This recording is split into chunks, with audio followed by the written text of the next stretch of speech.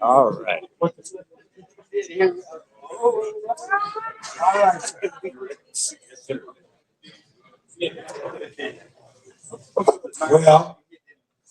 okay.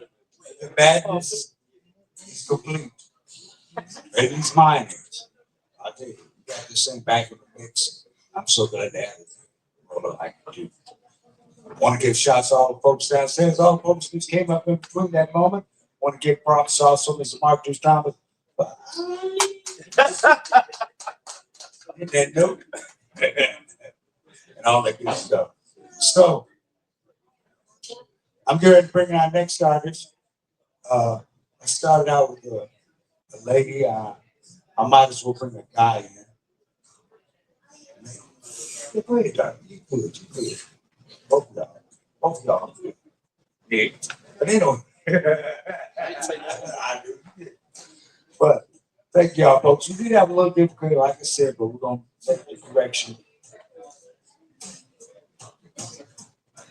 Our next artist is a gentleman who is recognized for his talents. You've seen him in a lot of different venues, sharing his love and his inspirational poetry. I like to think of it like that. And whenever I do see him, I like to say he's just strictly laying down the law. Let's bring him Mr. Law, brother.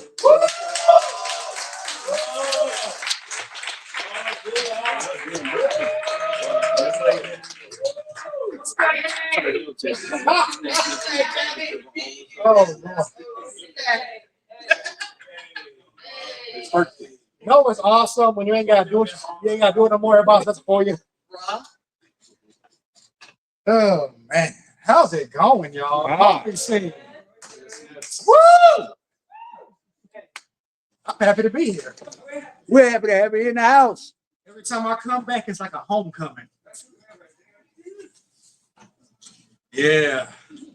So as the awesome Neil Ray said, my name is Bob Bullock. That is LAW. BULLOCK. You can follow me on Facebook and Instagram. And also, if you hear something you like, follow me. Even if you don't hear something you like, still follow me, because eventually you might hear something you like. If you think about it, it does make sense. If I'm on social media, yeah, social media, please. Social media. Yeah. Facebook and Instagram.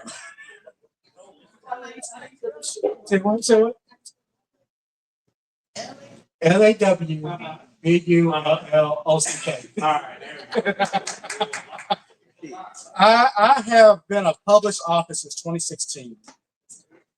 And it all started off of a challenge by my big brother LJ. And I'm glad he did it because I always wanted to be an author. I just never could find the time to motivate myself to do it. So he said, hey, you have this amount of time, have a book ready for this event. I literally wrote this first book in a month and a half because of it. So this is the OG book, y'all. Hey. And I'm the OG. We are 5 books in, and this is the newest book, Abstract Intoxication. I am very proud of this book because this is a 6 to 7 year odyssey of mental health. And I'm going to be reading from this particular book because it is my newest, but also my favorite because it took so long to write this one.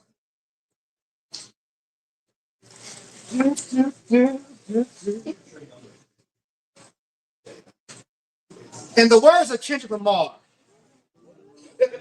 I know it's my time, and it's now or never. With a fistful of dollars and a prayer in my pockets, I leave my house every morning to reach my full potential, treating my job like a stanza in need of trimming, because a dream is simply a poem that has yet to reach its full maturity. So my focus remains on my grind, expanding my vocabulary to give this arsenal a more solid foundation, praying that this dream does not become muddy. Because in your corner, you'll have your cheering section, while in the high grass, you'll find the vipers, already coiled, prepared to strike when it best suits them, throwing around words like You know, the grass ain't always greener on the other side. Envious that they keep getting stuck where they're at. I guess they never heard that when you're busy tossing rocks, those same stones will crash through your glass house as well. Overlooking this one fact. We're all out here trying to make it. And the seed must be planted in order for the harvest to happen in the first place, because for a poem to reach memorization, it first must go through stages. Not even the greatest were written in one draft. A butterfly is not born with the color pattern that we love to capture in snapshots. A dream was once a caterpillar, looking to make it to the cocoon. On average, a poem goes through a series of brainstorms before finally considered stage ready. No dream is birthed into reality. From jump streets, the dreamer must go through life changes that influence his vision to evolve.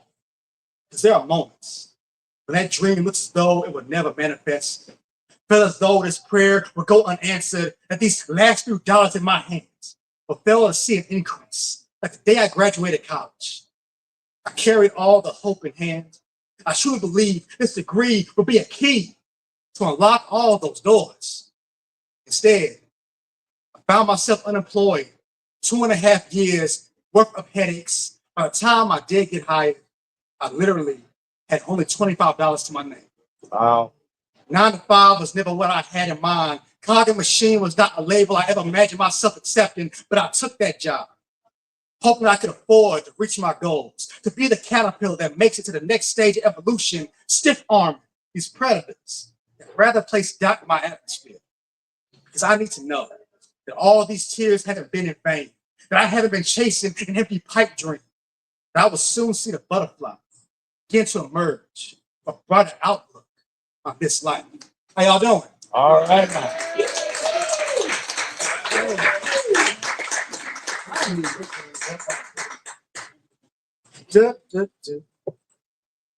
So it all began Poetry My Memory, which was the first book. Then it went to my second book, which took me a year to write. It was called The Anatomy of My Love Poem. It was a roller coaster ride of love lost and love found. Then it transitioned to my first ever nerd book called Breaking the Fourth. And I'm a big nerd. Oh, really? Yes, I am a big nerd. Yes, sir. Yes, sir. Really? I wear my heart on my sleeve. I don't try to hide it. So this next poem, I'm a church boy. So I grew up in the Bible Belts, and this poem comes from my years in the church. I call it Sunday Service Suite. 6 in the morning always arrives too soon. Monday's right around the corner, and early wake-ups hold no sympathy for your sleep schedule. Simply have your butt in gear by the time the praise team begins to sing. Take the shackles off my feet so I can dance. I just want to praise you. I just want to praise you. No matter how drowsy I am, confession is that I do want to dance. But when the enthusiasm to do so is lacking, putting forth the effort feels more like the first sleep of a very long day. Overcome by the effects, this hangover, Bradley Cooper, causing laughter to feel like I'm masking my troubles, trying to persuade my loved ones not to look any closer, fall for the smoke and mirror effects, because I'm a private person. Gossip spreads like wildfire. Plus, I was raised in the church. So make it that every service was family tradition. No matter how weary the spirit is, no matter how much rest this body begs to receive, Big Mama implemented the urgency to get up and dress out for the occasion. Doze off if you dare, because there was always an elder prepared to lay hands. So my brother and I took the city nearest the exits, learning patiently when to make our escape. Like, go ahead, Pastor, drag out your speech. Blur Big Mama's attention. It rarely ever failed. But bring on a punishment if we did get caught. At least my cries are more real than half the congregation was. Because when you're taught how to smile in the church, shown how to perfect a passionate hallelujah in the church, you figure out quick the difference between an embrace and a church hug. True to say, I lost my love for the routine. It wasn't until adulthood that I was helped to bear my soul before God. For the longest, Altar call-ups felt more like an obligation.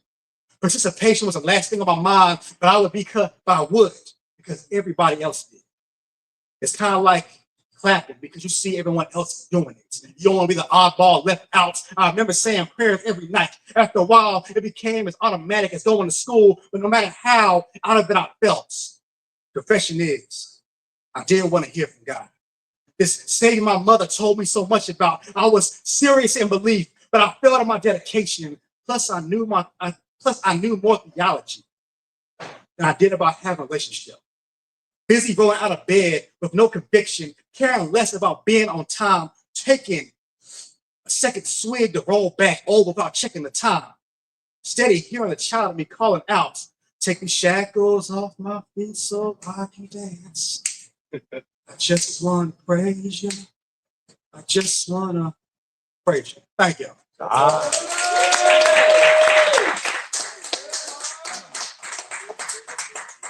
We still good out there? Got one more for you. So we went from Push My Memory to Name My Love Song to Breaking the Fourth. And then I wanted to challenge myself because I wrote a second edition of Name My Love Poem.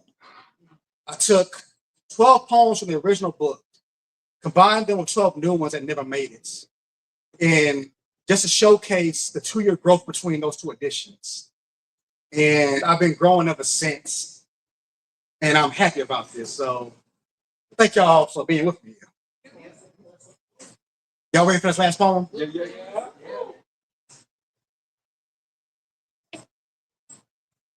I heard Jesus weeps for the stanza abruptly silenced, suspended before it could complete its mission. As these tears flow from the iris, there is nothing more deafening than when a poet bellows out syllables in the language of soliloquies. Spirit away into the great beyond, today's canvas paints a mural of those now deceased. Still, that speech carries on the self-portraits they laid on the paper. This verbal gasoline set ablaze the moment lips greeted microphones, booming from the echoes, the testimonies they boldly gave us. There are too many names for me to list. So simply, I dedicate this to their efforts, shedding my sorrows as they did whenever they sacrificed ego to reach people. Whether we call each other a fam, brother or sister, simply, poet, go in. Don't you dare forget your conviction of why you wrote this. I'm not omnipotent.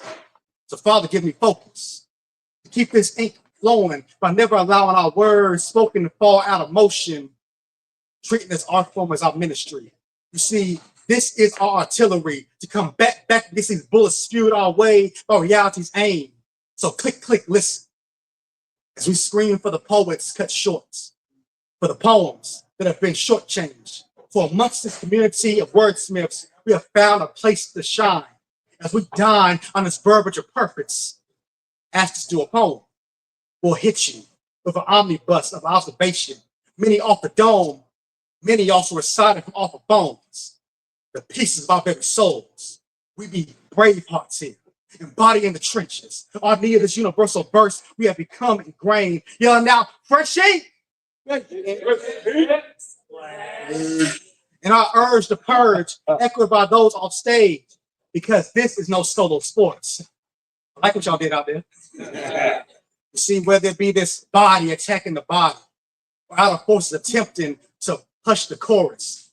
I heard Jesus weeps for the testimony never allowed to be told, left to be forgotten about a witness to remind us of their impact, leaving us commemorating the good work put forth. This ink that has left a soothing impression, breathing like a pulse throughout the remainder of our sessions. Bless y'all. Let's give it up again for Mr. Laying Down the Law. I love it like that, folks. That's gonna be fake. That's great. Always give it. You know, while you speaking about that, gotta give props to the 8 corner. As a matter of fact, I got blessed with a new chef. Oh. Wow. My head ain't cold no more. Wearing something style. That's what Monday nights will do for you. If you do it for a while. Some people get confused on what to say. I don't have a problem at all. I just love to do what I do. Let the chip fall all around me. You know, hey, listen to some good stuff, man. Look at what the only love I know. I like the fact that we can come together on these notions and make things comfortable. I wanted to make a connection on the live stream, so what I had was a camera go down. But I made up for that because I'm in a position where you just stay calm and react. Stay calm and react. Smartly.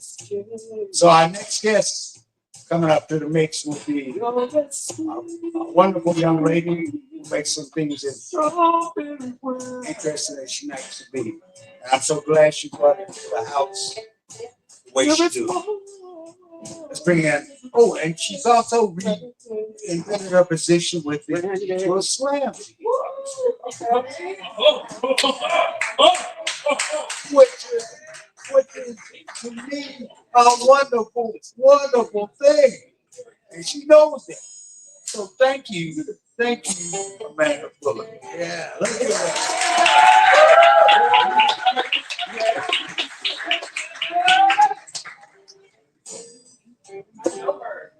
I bet you do.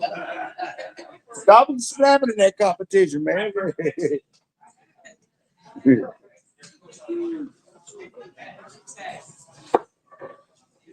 Hey, y'all. Hey, man.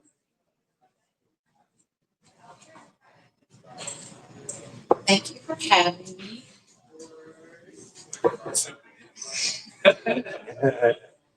So I am like the most unlikely person to be on a slam team, to be writing a book, to be doing open mics, to be speaking in public. I had such severe anxiety for most of my life, and so it's not ever probably going to go away, but it's so much better than it used to be. And so that was part of why I wrote this book, was so that people, and I was very brutally honest, if you buy it, you get a whole bunch of tea because I'm telling all my business. We got diary entries from back in the day. Because in 2019, I put myself into an inpatient mental health hospital because I just wanted to get to a better place with depression and anxiety, and I did not know how to do that. I also was suffering from chronic pain at the time. I was struggling to deal with that in a healthy way. So it's okay to get help. You don't have to be embarrassed about that. I met so many awesome people while I was in there. So this book has 60 poems. It's broken down in different sections because I wanted to show my experience with mental pain, physical pain, and emotional pain, and how I got to a better place with some of those things.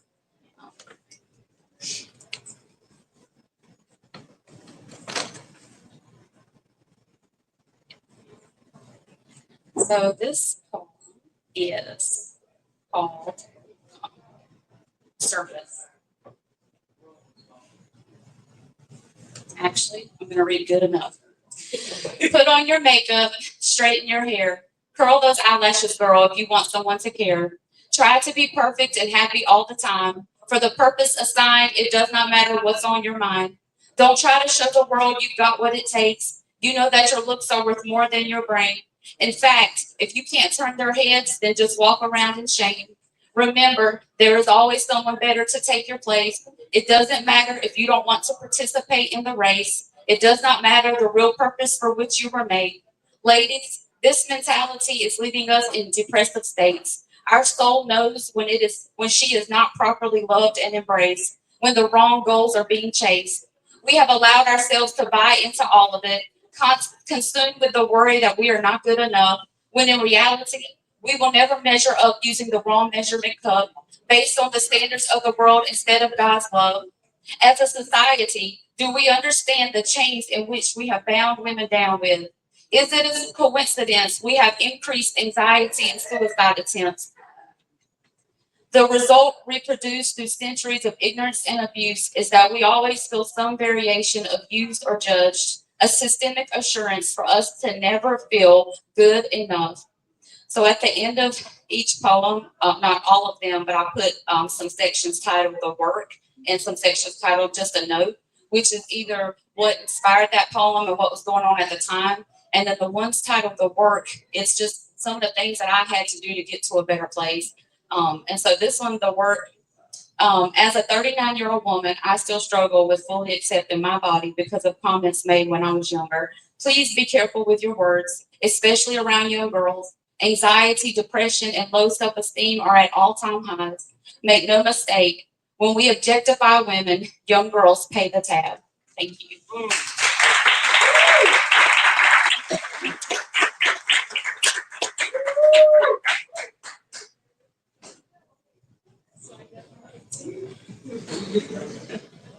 Okay, so this poem is called Glad to Be Me, which is towards the end of the book. And it starts off not in a very negative place, but just hold on because it gets more positive towards the end. I had to take you through the whole journey. This is called Glad to Be Me. When you grow up with no self-esteem because you are the ugly duckling, when you wore the original Coke bottle glasses, you know the kind that if you turn your head at just the right angle, you could see Saturn. When you were the favorite friend to all the guys because none of them found you attractive, when society tells you that your value is in your appearance and you grow up this way, you learn to devalue yourself. Because when you compare, you don't measure up. You learn to hate yourself. You learn that you are just not good enough. You think maybe I should not be on this earth. At least that's what I did. I had no one to pull me aside to battle the lies in my mind, to say your differences are the soil in which your purpose lies, and your acceptance of them is the sun in which they will thrive. Even now, I could give you a laundry list of my faults and inadequacies, but I now know they do not encompass me. I am a soul created by God Himself. I am much more than this shell. I have a divine purpose that has absolutely no correlation to my physique. I have so many qualities and idiosyncrasies that make me unique. Now I love my creativity and my quirks. It all works together for His purpose to be served. Celebrate what makes you different. It is the DNA equivalent to your soul. Today, if I am not for you, that has to be okay.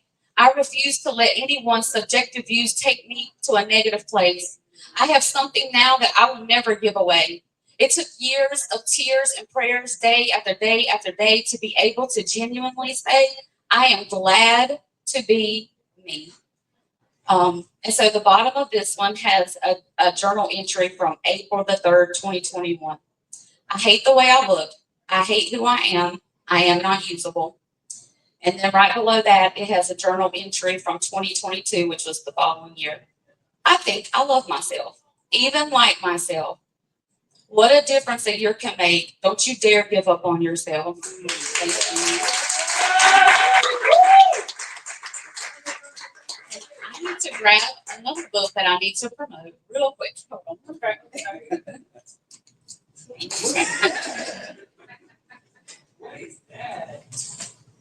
Okay, so this is on the SLAM team that I am on. We have a book that we are selling. We need to raise some money to help us to get to Knoxville to represent Fayetteville. And this has poems from everyone who is on the team. And I'm going to read one of the ones that I have in here. I did want to read you very quick at the end of my book. Life is waiting for the healed version of you to arrive on the scene. Souls are waiting to hear your story, to help them through their journey. You deserve the peace, love, joy, and happiness that you, like me, have always sought but could never hold on to. And my journal entry from March of 2021, when I was in a very dark place. I am going to wake up one morning feeling brand new, and I will be sharing my healing testimony and encouraging others who are going through the same. I feel the need to study and prepare for what God is going to do. Don't y'all give up.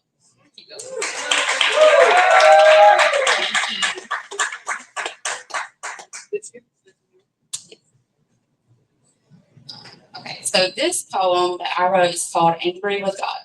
That is in the Detour Slang Book. What do you do when you are angry with God? Because you know that He knows your pain, but He hasn't made it stop. What do you do when the one whose wings you hide from the world under, you can't even bring yourself to speak to?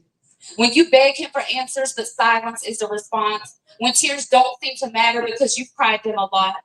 When you can't even share about the joy and the peace of the Lord because you can't feel them anymore and you don't want to be a fraud.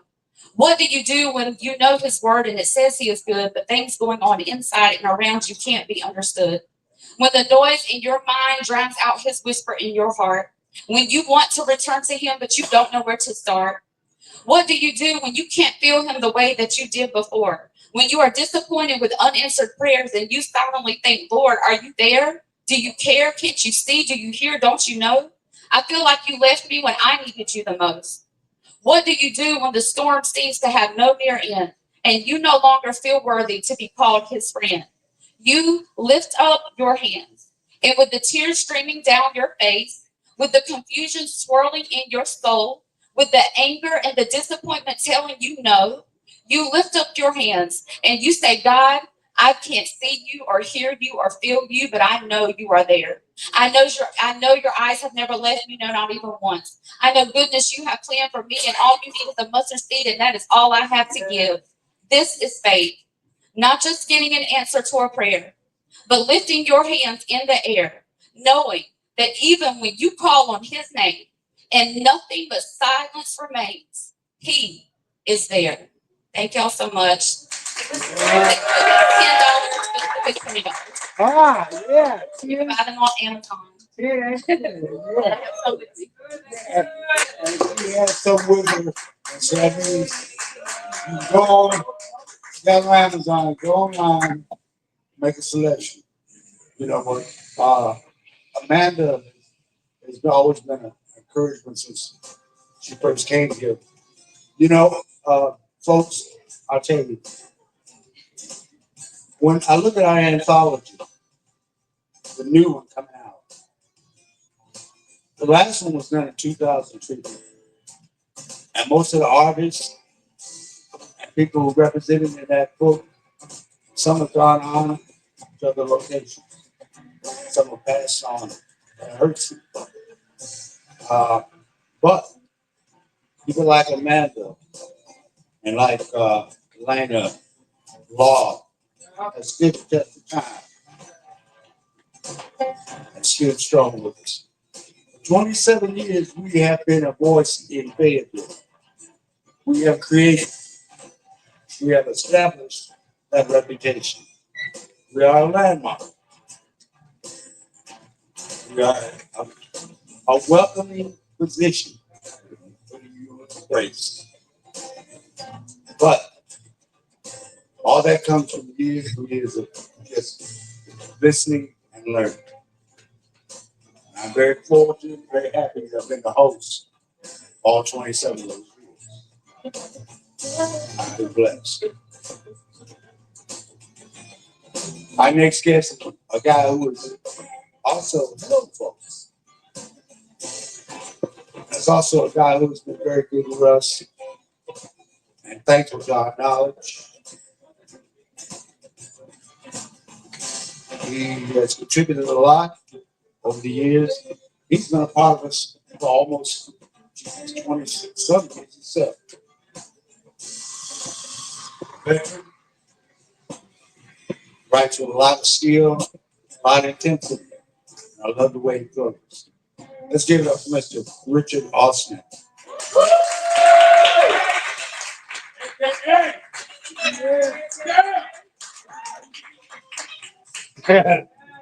Oh, the sprinkle of a can. Pull it until it snaps. Wonder at the resultant sting. Believing instead of elasticity for the camel's back. There's no straw. The phone call comes. She can't do this anymore. Straw and a single sentence. Tautness of telephone lines for the contortionist is not, but man, his muscles, tendons, and bones bend until they break. But who breaks the knot? Who lifts the straw. Thank you.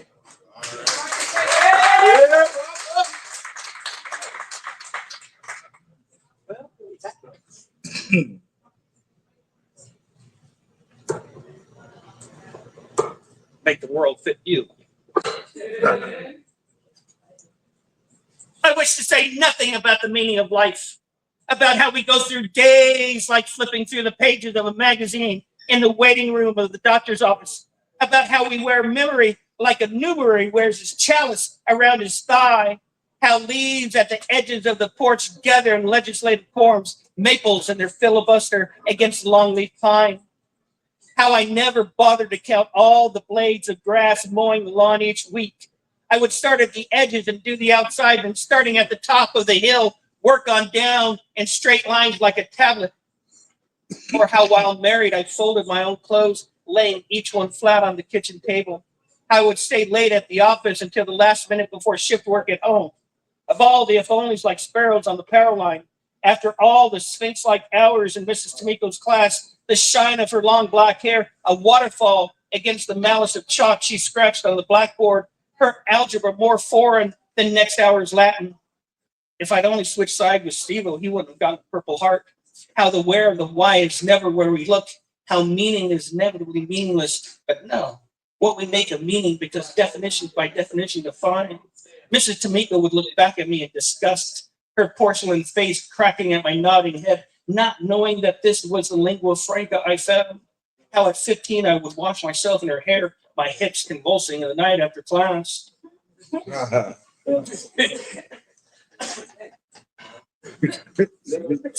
She relaxed. Here we go. This is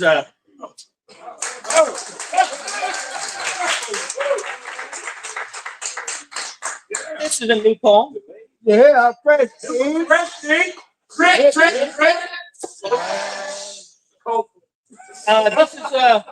This is for Mr. Lawful. Oh. Main Street is called Old Damascus Road. It's just a two-lane blacktop, so it's easy to miss the turnoff if you're not paying attention like most and just following what's in front. If you're lucky, you'll catch the next overpass and then make a U-turn. Then you got to go all the way back to the next prior one because the turnoff is on the other side. You know, it's always on the other side. Or you have to go all the way down to Shoal through the entrails of that town, out the back end to back up to Old Damascus Road. You know, it gets real narrow and steep there. You got to stick to the guardrail or you slip off. Most don't make it.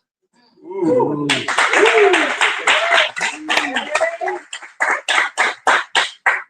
This is for my my a-hole brother. That's called the rockfish. It's true, some nights I wake up and sweat. I wish I could say it was because of dreams or some ghost appearing in my bed, like my brother Greg after all these years, in a moldy wife beater and cigarette behind his ear, track marks like quarter notes on his blue vein measure of number 2 pencil arms, warning me not to change my ways because bras like us got to stick together. Or maybe just the wind and rain battering my still mute shutters. I'd get up, slide on flip-flops with one strap all flopped out to haunt my house, leaving the toilet seat up as I float through the front room where a bright light of the moon paws at blinds. Still scratching what can't be rubbed, I step out on the porch. The rockfish rolls like amorous cats on rusty rails through town across Hay Street. I wish I knew where we were going with this, that this was in some fashion, some way, an epiphany, but its destination is like night, like these lines are for me, maybe even for you. Greg goes past me, flipping me the bird, saying, "You're pretty lame these days, bro." There's an accident on the corner of 5th and Nowhere, and he's got to pick up some trim.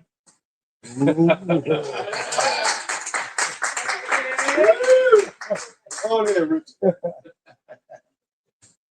Walking that line. There you go, baby. The secret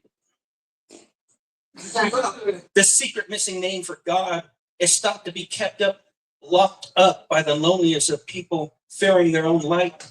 Of all his 73 names, it is the most cherished, being the first rather than last on the list, carried in the whistle of beaks through backyard branches, the lips of mothers, the rare instance of civility between siblings, but it is missed most by those who fear he exists and those who fear he doesn't.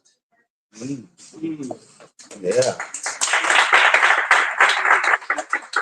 This is for another family member. Requiem for a Scorpio. It is true how our journey, a story begins. Gestation is layover, layover is layaway, but most are afraid to start, preferring pupae, carapace, coffin, just the potential becoming. You knew who you were from the start, laying like bloodstains on white muslin, though they knew what a blade draws. Enabler as executor as executioner. We each tell the other what we are, a truth we strike our eyes out to see. The scorpion says, I am not a sparrow. The scorpion says, this is just my tail.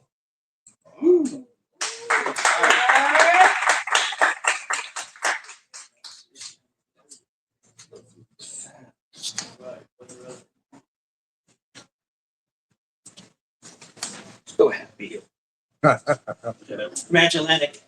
I no longer believe in the endings of poems, rather gestation of particle, wave, spirit. As Orion shines down tonight on my deck, a horse gallops around his belt. What is uttered cannot be ended, pulsates out into ether, riding a wave of dark matter, dark desire. As darkness is defined by light, traveling without terminus, these 1,500 years, despite what might no longer be, Nemesis, memoir, Magellanic.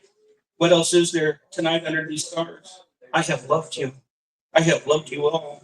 Let this go on forever.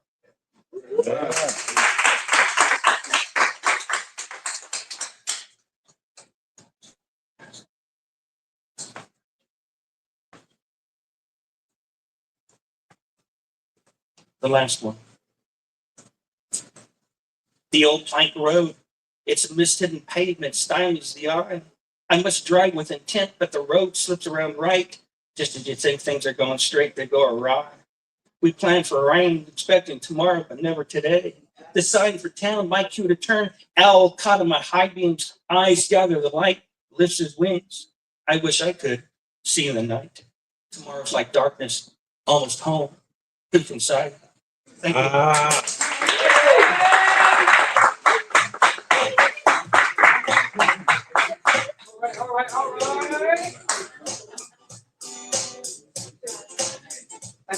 Thank you, sir. Hey, kids. I love that. It's been a while since we had the blessings of Sir Richard in the house. Delighted with his Latin conversations and poetic notions. So, I want to take a moment here. All the handsome fellas. I want to take a moment to give props to an artist who I saw on Friday.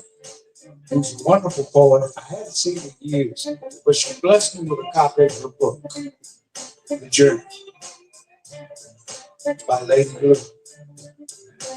And I have to confess, it's a combination of poetry, photography that she did and put together that is absolutely astounding.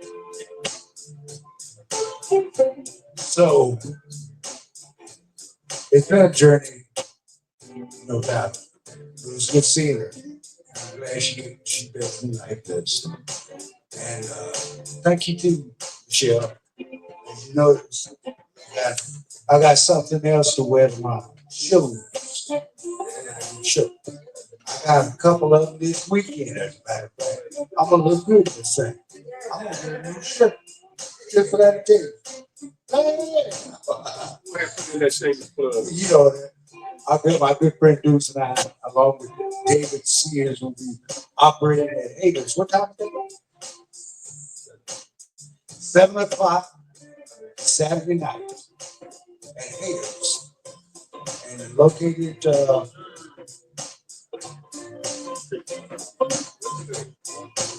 what's you? I forgot the street. But hey, check it out. Haters. I'm going to check into it. It's going to be a good show. I've got a busy schedule. I've got to do the damn nice motorcycle club earlier in the day. That's always an experience. It's good food and good drink. But I promise not to get too buzzed before I get to where I gotta go. Ah, thank you, man. So, so I'm gonna have a good time on Saturday. So I'm feeling good. I've got the new stuff coming out, and it looks like May 4th we'll have although it's not official, but I've heard that the old band I used to play with, Who Are We, are going to have a reunion. And the only person who will be missing from that will be the late Mr. Poncho Forrest. And he's the only reason I joined Who Are We. He was a white glove bass man that everybody loved. No matter where he went, people would say, "Where's the guy with the white gloves?" Because he was a soul singer. Beautiful, beautiful story. Our next guest is a lady who intrigues me in more ways than one. She's just a tale of a new sensation. Oh, by the way, I do karaoke at Patty's on Wednesday nights, folks. Come on by and let's have a celebration. Wednesday nights are good because the ladies like to come out Wednesday nights. And they sound real good. Not a bunch of hard-hit dudes hanging around. So I'm sorry, fellas, but I like it like that. I'm sorry. But this young lady is blessing us with her unique style and flow, and she's gonna let you know how she rocks and rolls with a little bit of that spare mark. Oh, all right.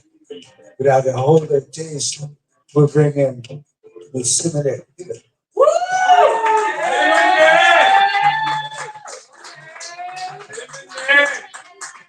I know her. Somebody know you. Hello, how are you doing? How you doing? How you doing? Okay, tested.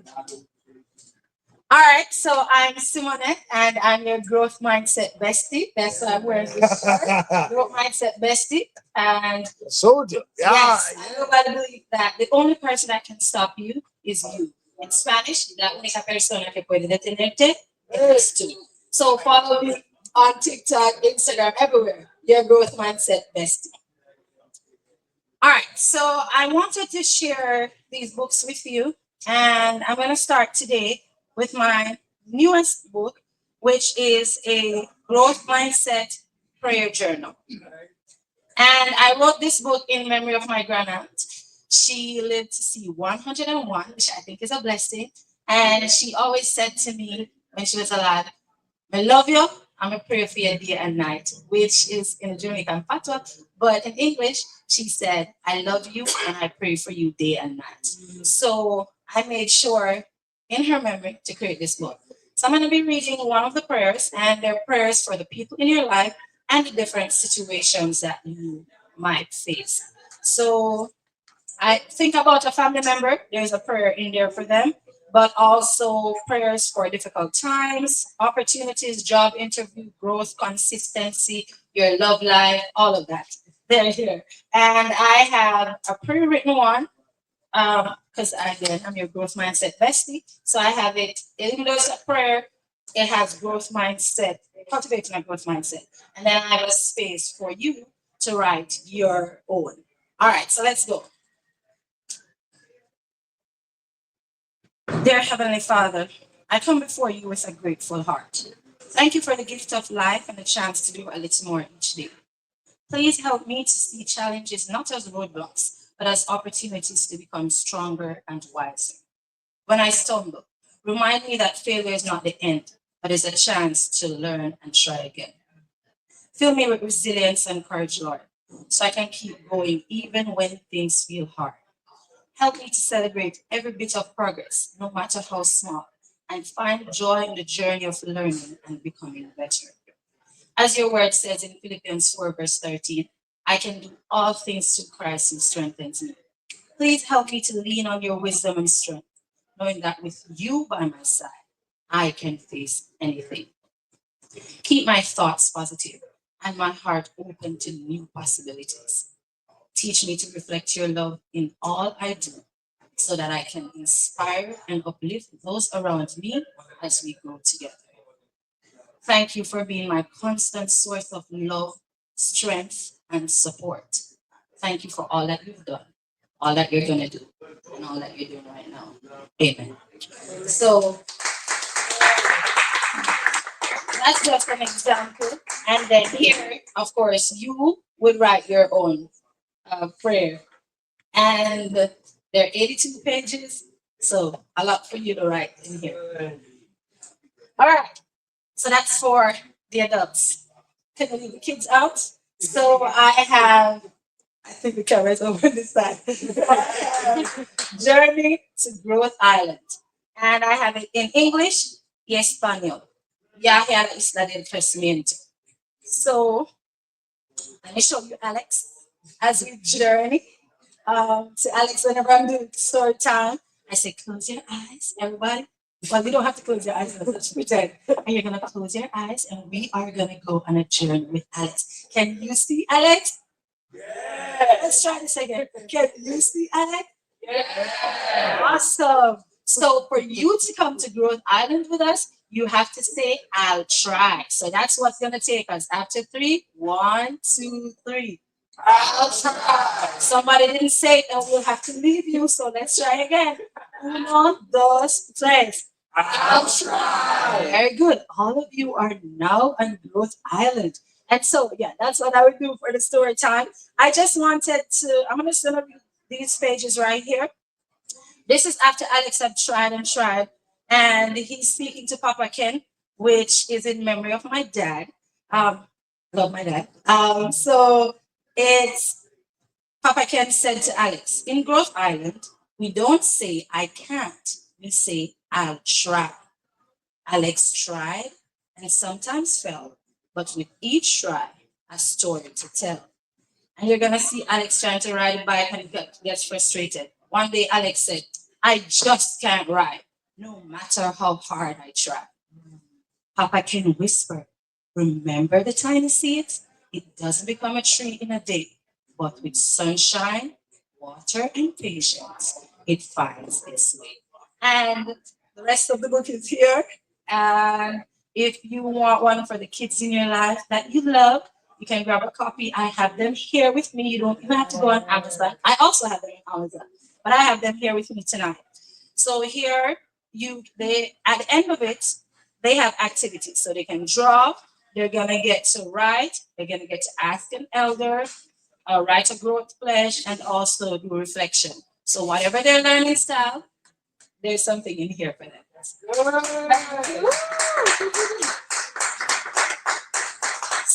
those are the books. And let me quickly give you some poetry. And breaking news, I would like to give you a taste of my book, my poetry book, my first one. It's coming up and it's called A Piece, Piece slash Peace of me. Because when I'm writing, it brings me peace. So I'm going to give you a piece of me. All right. So we start with the first poem I wrote. It's called I Am Enough. I am enough. I'm in no competition with anyone else. Every day I try to become a better version of myself. I am special. I am unique. I have a voice, and so I will speak.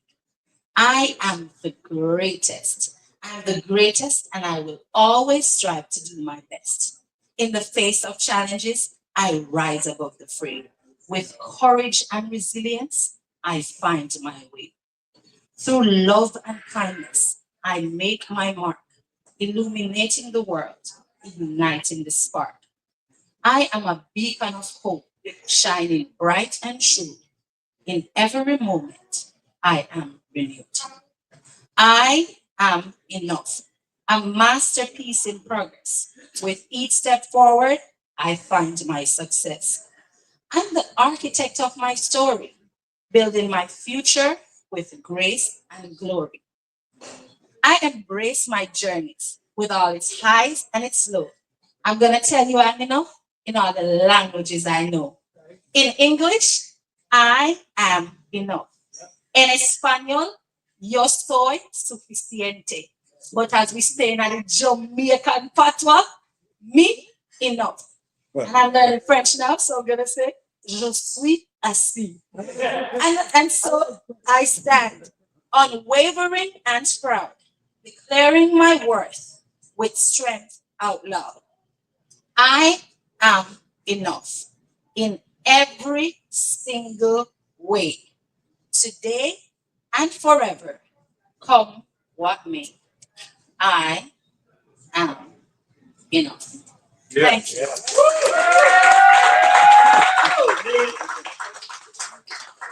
All right. This final one is dedicated to everybody that's in here, my tribe, the amazing people I've met here in Fayetteville. I just want to thank you. And I wrote this, I think 2 weeks ago after an interaction on Hay Street. And I went home and I couldn't sleep. And it's good, couldn't sleep. That kind of happiness when you sleep, you get to be around people that are so amazing, just good vibes and good energy. So I wrote it after this. So at first I wrote I can't sleep and then slash try. All right. Do you know that excitement when you do something that you love or when you meet people with whom you connect, the joy they bring, the understanding, the vibes, it's that extraordinary thing. When I do the things that excites my soul, it's a beauty, it's a sight to behold. I can't explain the feeling. It's like I'm touching the ceiling. It's like I can feel all my feelings. It's a different kind of feeling. A burst of energy. My life has new meaning, especially when I realize I'm not dreaming. These are my people. This is my vibe. With this person or these persons, I thrive. In these moments, I get it. I get the drive. I know I will survive. I come alive. Alive. I feel alive. It may be on the street or it may be at an event like this. But I promise you will know when you find your tribe. Because when you find your tribe, you will come alive. You will come alive when you find your tribe. Thank you.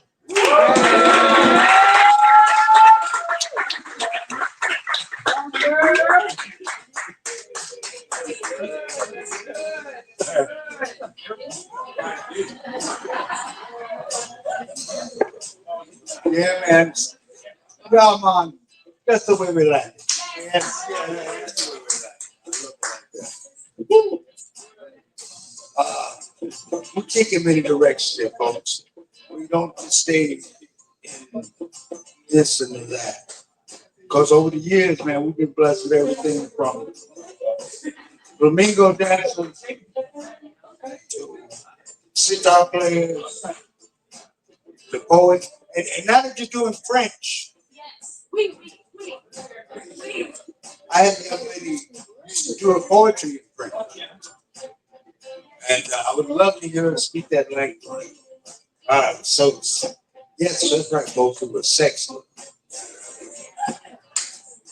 I'm letting y'all know I like it. I enjoy it. Woo! But that's the kind of folks who are. Most of the guys and girls on the stage tonight have been with us for a long time. There are some newcomers indeed, but they have been with us a long time.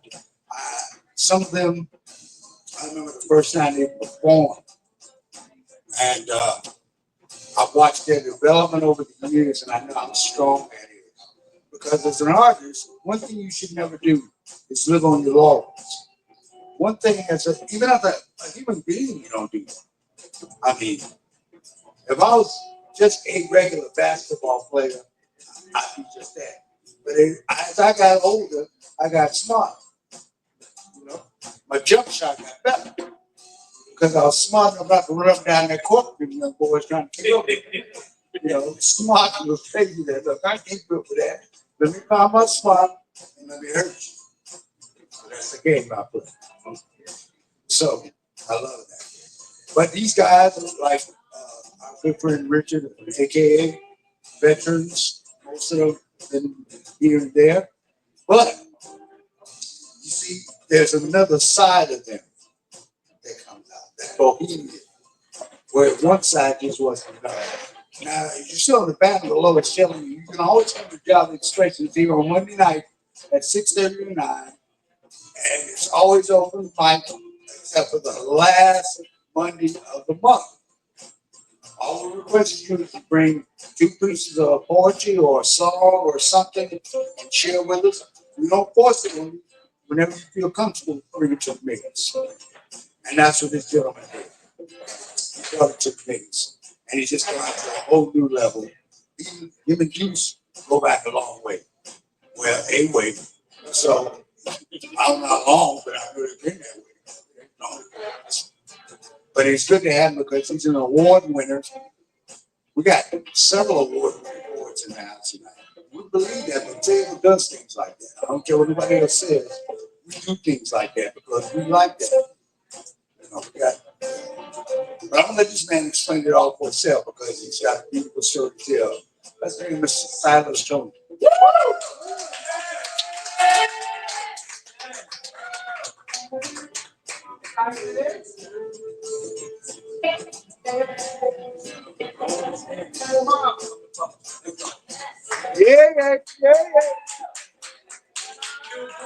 Times Square, Silas. Hey!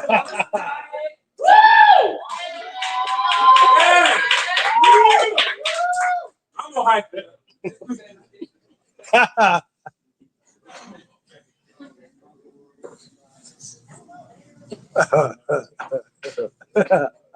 I am as dark as the tents of the dog, as strong as the seas of Lebanon. A tree planted by the very hand of God, I reside on the banks of the river that flows with faith. My leaves shall not wither, and whatever I do shall prosper.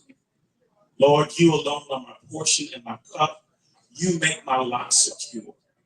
In you I live, move, and have my being. I am your offspring, the offspring of the living God. I am.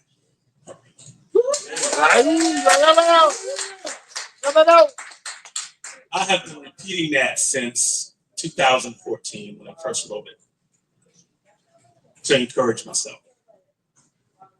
So yeah, I am really thrilled to be here tonight, especially to be a part of this. This is National Poetry Month, and I'm surrounded by some great poets here tonight.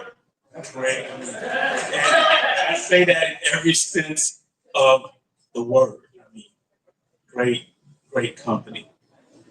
So yeah, my book, Seasons, The Beautiful Transitions. So I first published in December 21. December 21. So I had some issues with the first publisher I was with. So, and I did. I almost like gave up. I don't care. But then I kept getting hits by literary agents. I mean, a lot of them. Right? And I was like, you know, when you get a phone call from somebody, you don't recognize a number, but you know you need to answer. And that's what happened. Because the first edition of this has a pink rose on it. Same stuff in it. It has a pink rose.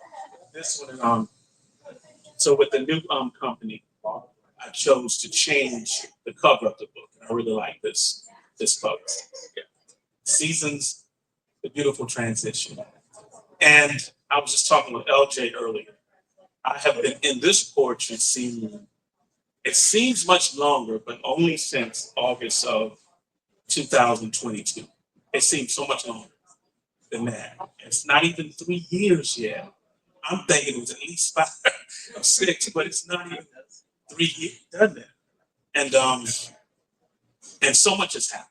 I mean, so much has happened. Just most recently, this book, and a picture of moi, graced the cover of Billboard, Times Square. I'm still in shock. I am still in shock on that. Yeah, prior to that, well, just a couple of weeks, last month, I recorded a radio podcast, Rick Brand, This Week in America. And I had a really good time. He made me feel comfortable discussing the book. Prior to that, it was showcased at the International Book Fair in Frankfurt, Germany. And prior to that, the LA Festival of Books in LA, California. So all that, wow, was that this year? A lot of it was this year.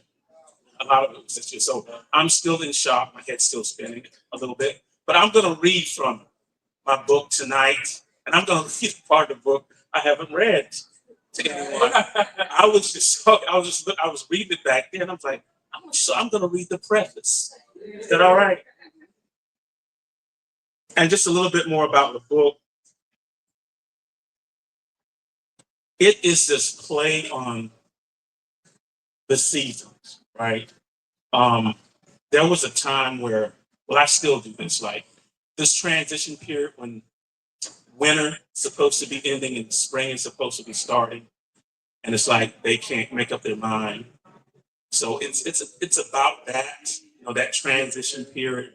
And it's like, what wisdom is winter passing on to spring? What is spring saying to winter? Are they dancing? Are they going on a picnic? This back and forth. So it's kind of like that. So the preface, seasons.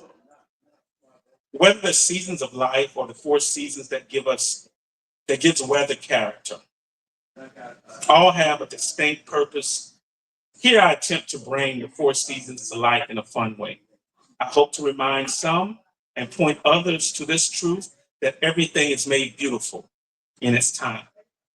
To recognize the intentionality of God. The seasons are God's idea. Summer weather is beautiful in June through August. However, not so beautiful September through December. Likewise, winter is not appreciated during the months of summer. But however, they all are made beautiful in their time. They are unique by design, with character and personality of their own. Each containing their own hidden gems, as well as those things we're not as fond of. Spring, the old renewing, flowers blooming, releasing their fragrance while invading the landscape with bouquets of color. Trees interrupt the skyline with every shape and shade of green. New life emerges from this frigid cold winter. Needless to say, we're not fond of insects and the pollen that wreaks havoc on a multitude with allergies. I guess every rose has its thorn. Summer boasts of longer days, family vacations, graduations, 4th of July, fireworks, beach bound, and so much more. However, the heat of summer can at times be unbearable.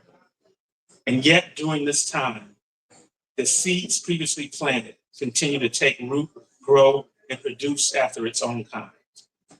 Oh, how the summer heat can cause one to long for the chill of a fall evening, gathered around a fire enjoying a bountiful harvest. Autumn or fall, the welcome relief from heat and those pesky mosquitoes. The fall leaves yield to the moment and cover the landscape with the deep, rich colors. Fall temperatures are as close to perfect as we can get. Amen. It has open your window kind of weather. Not to mention the food. The sweet and savory goodness abounds. There's a stillness uninterrupted by movement in the season, a sense of rest, a time to gather and give thanks. Fall temperatures prepare us for the harsh winter weather. Imagine a shock to the body, going immediately from the heat of summer to the bone-chilling cold of winter. Really, the only not so good thing about fall is that it too ends. By the grace of God, fall and spring are the beautiful transitions between the two extremes. Oftentimes, when we refer to winter, specifically the winter of our lives, we think of cold, colorless, and not much growth, as did Arthur Charles Dickens in the famous novel, A Tale of Two Cities, where he vividly captures the perils of the French Revolution and states it was the spring of hope, it was the winter of despair. Make no mistake, winter has a splendor you should know. Snow-capped mountains, a skier's delight, to the glistening ice sickle hanging from ice-glazed trees, to tulips peeking through the snow with the greatest of ease. In addition, that familiar chill in the air, beauty everywhere, yes, Christmas time, the most wonderful time of the year. All the while, the moisture that comes from the snow and ice in its many forms prepare the earth for spring's renewal. Beauty is woven into the tapestry of every season of life, the good and not so good. Let us endeavor to give authority to that beauty. Thank you. All right.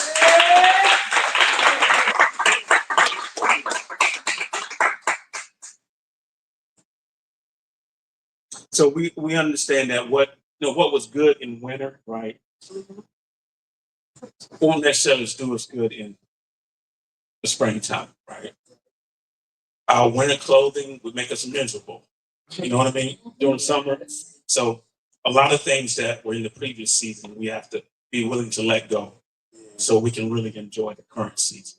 And that's what this is really trying to express. So this next poem, I haven't read this one a lot, but I really like it. It's called The Seed.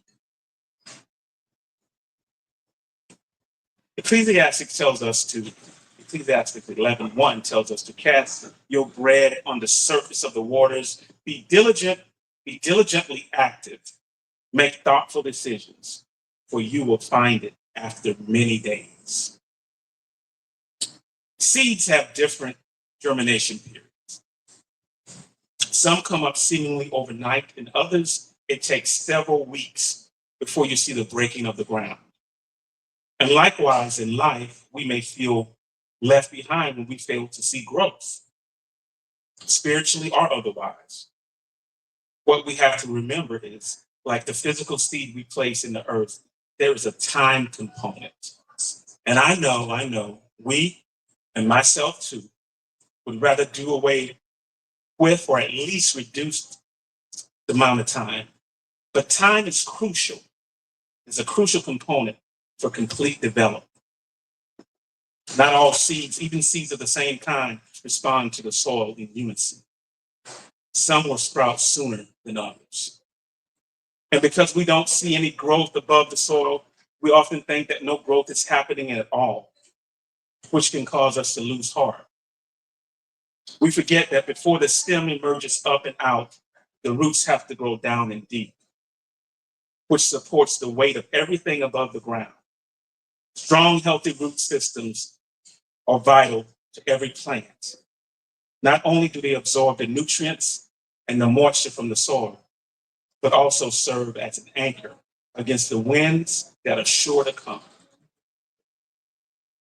Not to be outdone by mere plants, allow Hebrews 16:9 to remind us we have this hope as an anchor for the soul, firm and secure, where Jesus, our forerunner, has entered on our behalf. This is one of the reasons why comparing ourselves to others stunts our progress. It's utterly useless. We too have different germination periods. When the word of God, the seed is planted in the soil, of our hearts. For some, it may take many days to take root or accurately be applied, fully understood in the natural. And for others, a lot sooner. However, the scripture above assures us that if we are intentional about our growth, we will find it. God will be glorified, and others will benefit from our due diligence. I'm a beneficiary from the due diligence of a lot of people in this room. So thank you, thank you, thank you. All the poets in here have inspired me so much, have encouraged me, right? Because I remember when I first stepped in front of the open mic, August 22nd, 2022, I didn't even know to bring a book. I didn't even know to tell people I had a book. And once LJ found out I had a book, he made sure I started telling people about the book. So yeah, I'm a beneficiary. And the amen corner, of course.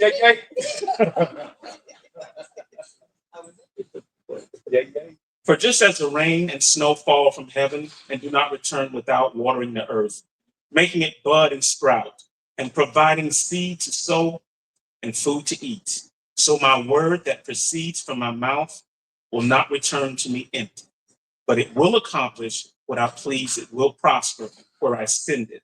You will indeed go out with joy and be led forth in peace. The mountains and hills will burst into songs before you, and all the trees of the field will clap their hands. Isaiah 55:10 through 12.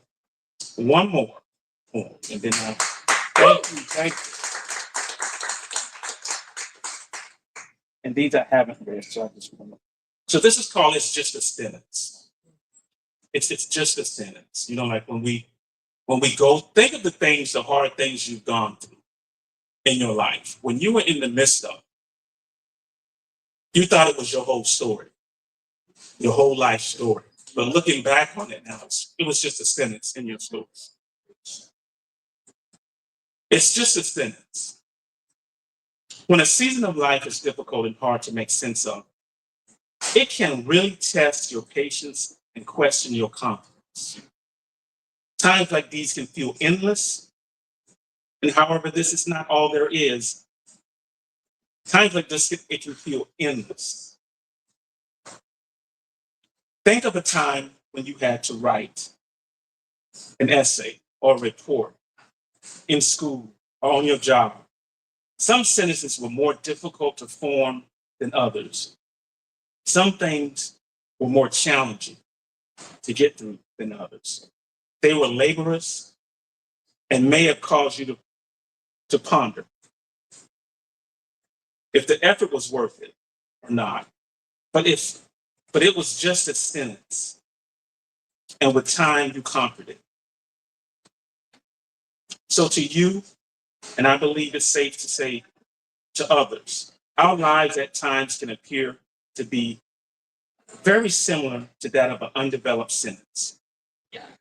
One laden with grammatical errors and void of any subject-verb agreement, just really hard to understand. And in these moments, it's critical, it's paramount to remember in whose hands the pen rests. Our Father, our editor-in-chief, we have an author and a finisher, a perfecter of faith who is ever interceding on our behalf, whispering along the way, I'm with you, even to the end of the age. So even when you feel like you're on a run-on sentence again, rest assured at the appointed time and with our cooperation, the Holy Spirit will place the correct punctuation to end the sentence, the season, so you can move on. Remember, it was God who began this good work in you, and He is faithful to see it through. Consider Him who endured such hostility from sinners so that you will not grow weary and lose heart. Even right now, He's perfecting all things concerning you.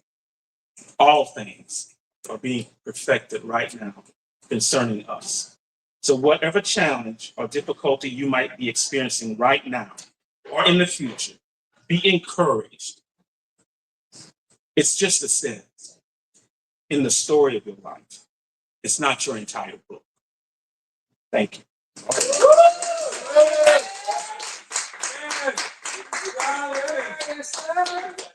Buddy. So thank you again, Mr. Neal. Thank you, thank you for creating such awesome space for us on a weekly basis. Awesome. I just gotta thank some people, if that's okay. I gotta thank Mr. LJ Bowen. Like he's like this bridge builder. He's connecting the dots. A lot of people are walking over troubled water with a lot more ease because of the bridges he built. Yeah. So thank you for that, LJ. We appreciate you. We love you.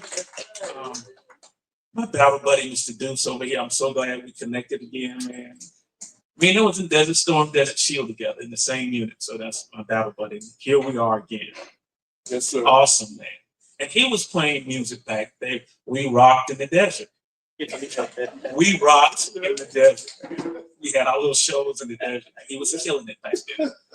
Yeah, but the whole coffee scene, he, Amanda Law, the Empress, all you guys who just really encouraged me. Thank you. Love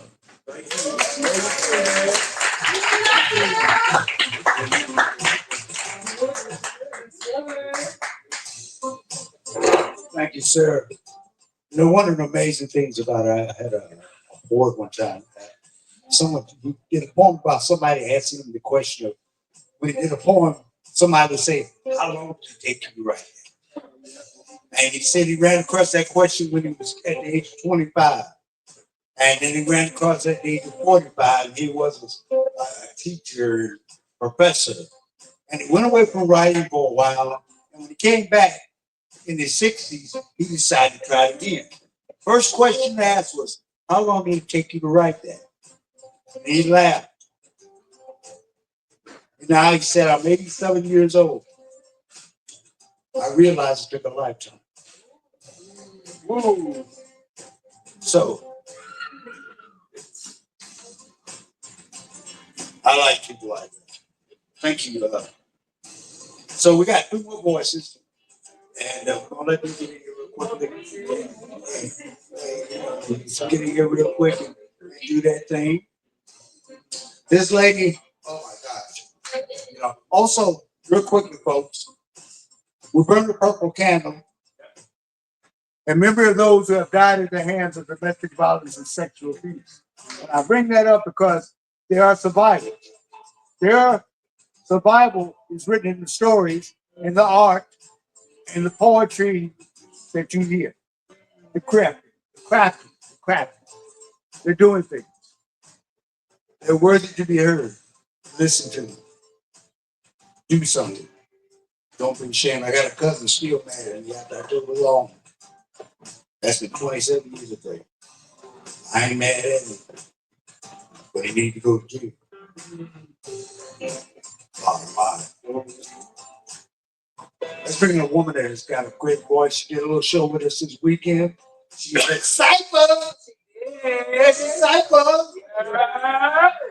So we're glad to have you in the mix this evening. Let's bring in Miss Wendy today.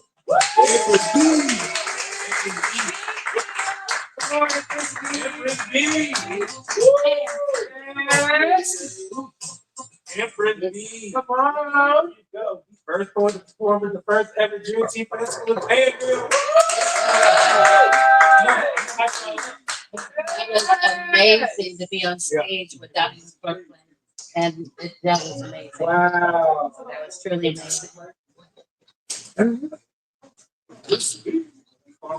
So I wanted to say thank you to all the poets that came out and supported, came out and rocked out with us on Friday night.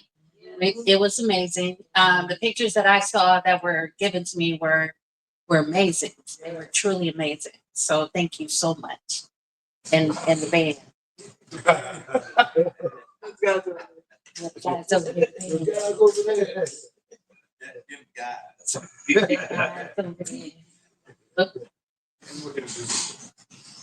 Yeah. But I did write a book, and it's called The Emptiness Syndrome.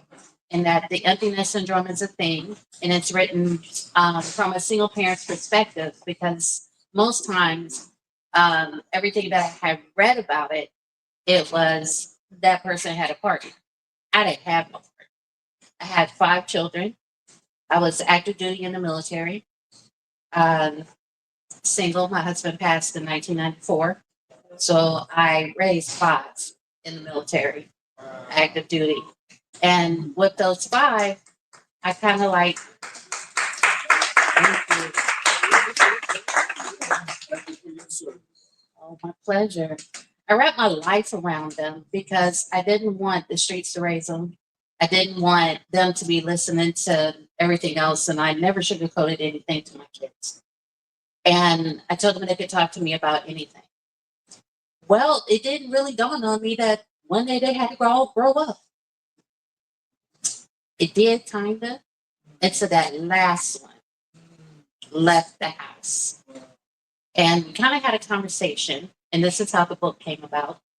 She was about 16 years old, and she was getting excited. She said, "Mom, I'm going to college. I'm going to live the dorm life. I'm going to party. I'm going to have fun. What are you going to do?"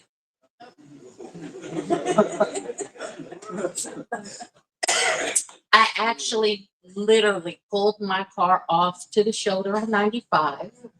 And I sat there for a minute because, yeah, what was I going to do?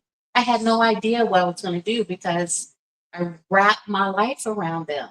And she was the baby. She was leaving me. I said, "Yeah, I'm coming to college with you. I'll stay in the apartment. You can stay in the dorms. That's fine. Just don't come over here and wash your clothes." Let me just, But that was a valid question. What was I going to do? So I did find out with emptiness syndrome, they came with emotions. They came with no sleep, emotions, night sweats. I thought I was going crazy. And I actually said, "You know what, I'm going to read up on this." And I did. And I said, "You know what, I'm going to read it. I'm going to do it from a single parent's perspective because through my whole career, I didn't have anyone besides my military family. So this is the reason why I wrote it." And you're feel free to ask me any questions you would like to ask me. The first poem is the first poem I would like to read is the poem that started off the book. I knew one day I would have to face you. My ambition to define the future never looked like this. Cutting apron strings, regrets that I can't fix. Projected emotional scarring leaves me falling without a safety net. I haven't prepared for what's next. No direction, no plans to slip into, making future definitive steps. Anxiety and depression accelerated into overdrive, leaving life certainties bleak. My soul is now vexed. The very thing I was scared of is now a reality. As after having them and pushing them forward because they were my support when I was in the military. So I was going to support them when I retired. And after I retired, I gave my all to my children. And then here they now all live. So when I came here to Fayetteville, it was about 5 years ago, because they needed me. And I came, packed everything up, and I said, "I'm here." So after everything sorted its way out, because we had 2 tragedies within 2 weeks within each other. And both of them ended up at UNC. So we had to really make a plan and make sure that everybody was okay. Now they get into that recovery mode, right? And guess what they told me? Go find a life. I said, "Okay, now I'm in Fayetteville. Haven't been here in years. And now you tell me to go find a life. Okay, that's cool." And here we are. Just one more person to thank. I know, right? So I ended up at my first job, which was at Action Pathways, and I was doing poetry. I would write poetry while I was sitting there, and I would do it to my coworkers. And my coworkers were like, "Hey, you gotta go out to one of the open mic nights." And I said, "Yeah, whatever." And they said, "No, we're all going. You're going tonight." So I went. And I went, and one of my friends said, I will pay you $10 to get up there. $10. That's practically free. I know, What's right? $10? Broke. You earned it. Wasn't broke, but it was worth getting up on stage. Bro. So she told me to, she said, yeah, that poem right there that you read to us today, why don't you go ahead and perform that poem? So I did. And ever since then, besides some little things that I had to heal from, I have been doing poetry ever since. And this is now my tribe. So with my tribe, just like everybody has attested to tonight, LJ, Ray have been the push. They have been my push. I keep telling LJ he's my defibrillator, you know, the heart reminder thing. Right. He's the one that goes boom and shocks me. And boss lady, his wife, Monica would be the one that is just, you know, soothing you along because after you get that, you got this over here that's like, it's okay, baby. You know, just go ahead, breathe. Let's walk these steps out. So I really appreciated them because if it wasn't for them, this book would have never made it to publishing.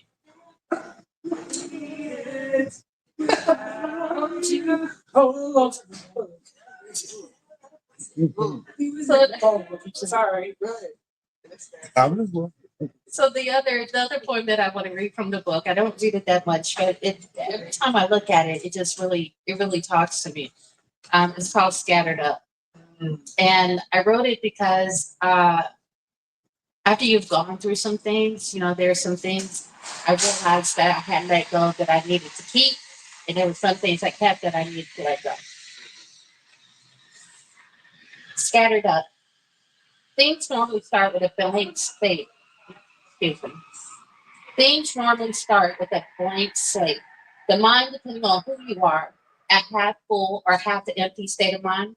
The slate may be blank, or maybe like mine used to be, having to pick up the clutter on each level descending. As I leveled up, I realized I left residue that needed to be picked up, cleaned up. I forgive you, or a hug to see you through. The residue, yeah.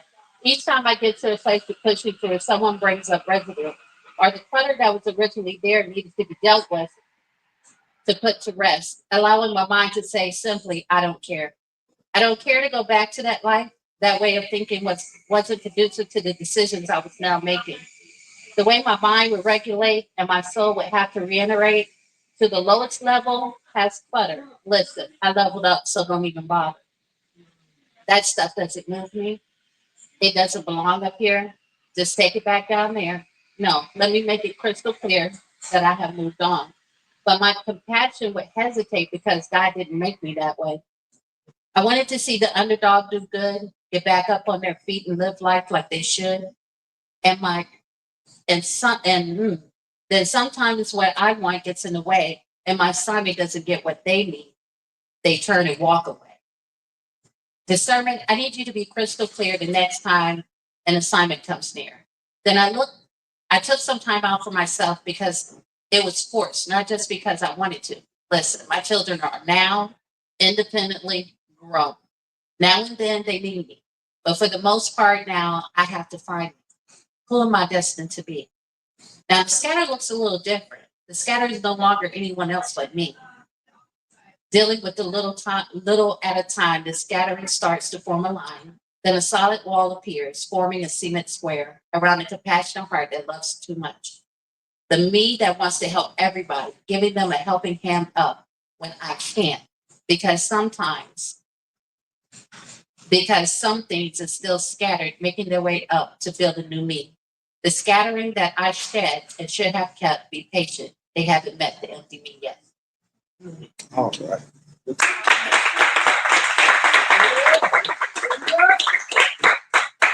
So with the book, I wanted the book to be not just for me, but anybody that's going through an emptiness. It could be anything. It could be a pet. It could be, you know, you're a single parent and you're co-parenting. I mean, it could be anything. And with that said, with the empty nest, I wanted to be able to encourage people to go out and find you. Don't go back to the old you. Might not like what you see there. And some things you just can't do anymore because your body said, yeah, no. Mm-mm. I don't bend like that. Or, nah, the heart can't do that no more. Or, no, because you'll sleep all day if you drink that. Or do some things that you may not want to ever have being put out there in public. So I would say to find you. So the last poem of this book, which is my last poem, fine. I didn't even have a title to it. It just says simply, breathe, exhale, repeat, stretch, remove the kinks, mind, body, and soul, reach to higher heights, leave a legacy that you would be proud of, and that would rock you to sleep at night. Prayers, wailing, praising, remembering, laughing, rejoicing, playing, and giving. Words words will words will be ever present, even when you're gone. Make them count. The differences, the peace, love, joy they possess, it's all in a state of mind. Build while you still have time. Forgive yourself for mistakes and messes. It's in the past. It's part of the process. The journey of jagged rocks and glass. Remember that with your past. Make great lasting memories with the new you in your new journey.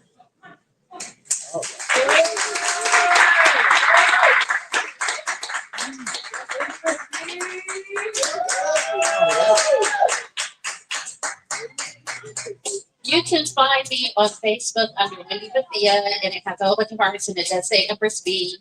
I also have my website. My website is on my Facebook page. It's www.soulfulheart.net. I also have a blog where you can talk to me and I can talk back to you, but it's to inspire. Now,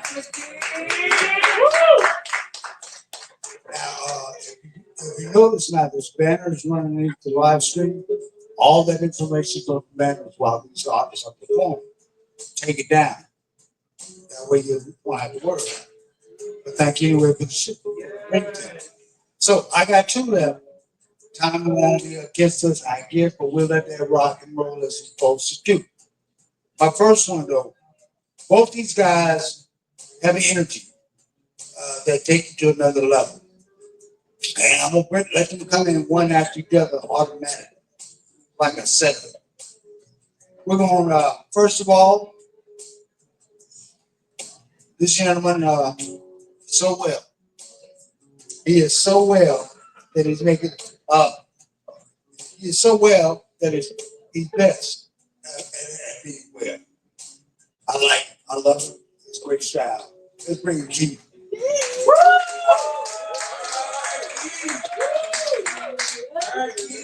No, he's your dope boy. He's a reality TV star. He started on was Barb, yeah. Barb, yeah. What? Yes. You look serious all you want. You hear me?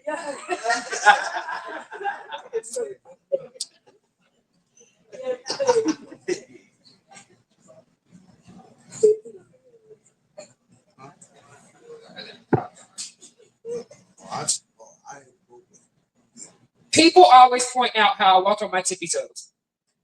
What they don't know is that this dates back to my childhood. There was a time where a house I would visit had other visitors before me. I'm talking the six-legged kind. When you walk through an infestation, roaches look at you like you're interrupting their vacation.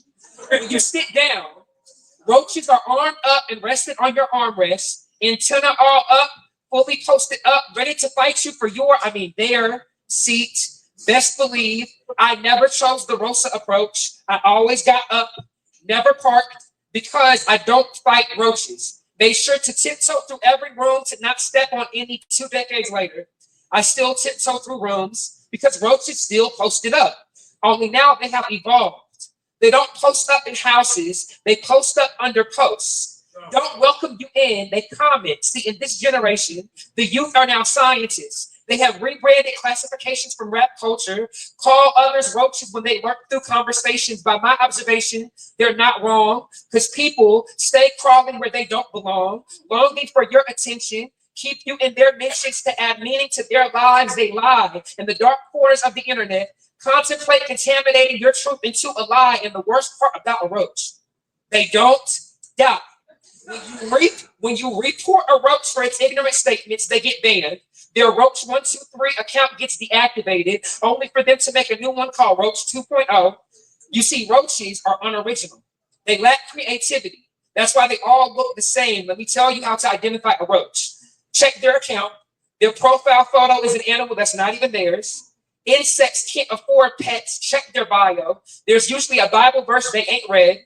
Got the book all abbreviated because they can't spell it.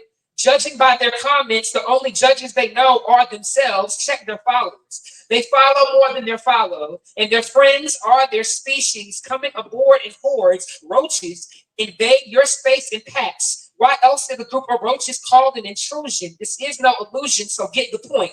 The same roaches that laugh at me for walking on point will be the same ones that come for you when your life's on point, because roaches love ballet. They've got foot fetishes. They want to get stepped on. They run when you step near them. They love the thrill of the back and forth, the exposition and rise in action, the climax, loud crunches that prove their existence. They say the most outlandish quote to pull you out of character and call you a hoax. The worst thing you can do is reply. That would mean their message was sent in the first place. When roaches raid your personal space, don't be afraid. Use that block button. And if that's not enough, pull out your can of rain. That always works. Poem, thank you, thank you, thank you.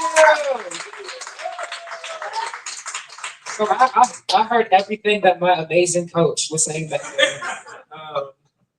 But when you go into, we're taught, he teaches us this, when you go up, you do not react. So, oh. Nah, this practice. So look, this practice, this rehearsal, y'all, this rehearsal. So that was a poem from my second book. So I'm gonna do another poem from that later. So I'll talk about the first one. So I never said I was gonna become a published author, never had that in mind, never wanted to. And then back in 2020 or so, I had another bout with depression, right? And I left this prayer session and had this calling fall on me that though what I am in is deep, press on, keep going. And so the first book that I had published back in 2022 is titled Deep Press On, right here. And I'm going to read a poem from that before I go into anything else. This poem is titled Convergence. A rock, a hard place, stuck in the in-between. From the moment we draw breath, we teeter on a seesaw, opposing sides of life and death, one destined to come out on top. In this circus act, I often lose balance, renting paychecks I never truly owned, financial and mental meet in a depression. While battling depression, the two converge. The whole goes deeper than the eye can see in the in-between. Within my family tree, something dark lies in the bark. Dementia runs down both sides of my branch. Of all I could forget, I wish to forget the fear that I too may one day forget what it was I feared. The future is scary. The past has left a scar. In between this R and Y lies the why of my cry. Obstacles of my past and future colliding. Parts of me from the darkest hole coming together as a new whole. Convergence is what builds mountains from the earth. Though these pieces of my world are crushing me, I hope the summit will be worth it. Poem. So I forgot to mention this, right? So my name is Keith Edward Solo. Hello. I am on social medias at the same thing, Keith Edward Solo, all of it. And you can also get the book, Deep Press On, from my website, kesowell.com. Awesome. That's the first two letters of my name, K-E. So see what I did there? Yeah. There we go. Awesome. You see what I did there? Look. With the title too. Look at that. Yeah, that's a look. Okay, awesome. I'm gonna do, can I use your aux cord, Neil? Would that be possible? It's on a Thank you. I'm gonna do a third poem. It's the second one from my second book. I'm gonna look it up to right here. I actually got to do I haven't done this since the release, so I had a release of it, right? Because I got a grant. Yeah. Hey, We got, we, yeah, I got no. Look, it took me 3 times to get it, but look, we got it. So I think it should be good. We're gonna see real quick. Let me see. I'm gonna turn it up. Yep, it's working. There we go. Awesome. So I did, and I turned it off real quick. I did this poem at the book release. We're all creatives, right? And sometimes we want to push the bounds of creativity. And so I started doing instrumentals with poems, right? So this one I did at the book release. It's called Heartbeat. And it's also from the second book, which I'll mention after. I'm gonna go ahead and get the instrumental played, and I think it should be up. Yeah, it's up. There we go. Awesome. All right, y'all. So this is called Heartbeat.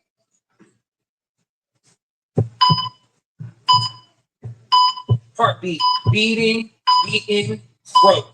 Heartache, mistakes, nothing heals. Heartsick, drugs in, breaking bad. Heartless, don't love, lesson learned.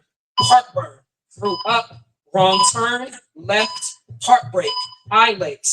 These tears tugged, heartstrings, hurt stings, pain paints, makes, heartfelt, felt peace, be heartful. You can.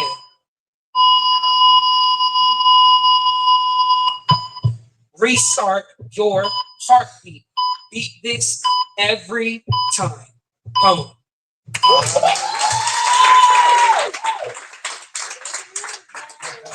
That release event, I had so many hands, thankfully. So thankful to God that kind of helped at that release event. It was a whole thing. We had transitions, we had the lights went out, and this was one of the poems I got to play when the lights went out. It was so cool. I heard one of my teammates on the recording. She was like, "Oh, that's dope." I was like, "Okay." So that was from the second book. I don't have a physical copy on me because my second shipment, we sold out at our last event. Y'all. That's good. But this is the cover. It's titled Mosaic. This released a couple months ago. Mosaic is an art piece. It combines broken fragments to make a whole, right? That's what a mosaic is. And so I felt this calling on me as well, that we are mosaics. The broken pieces of us, they do matter, and they help form what we are, right?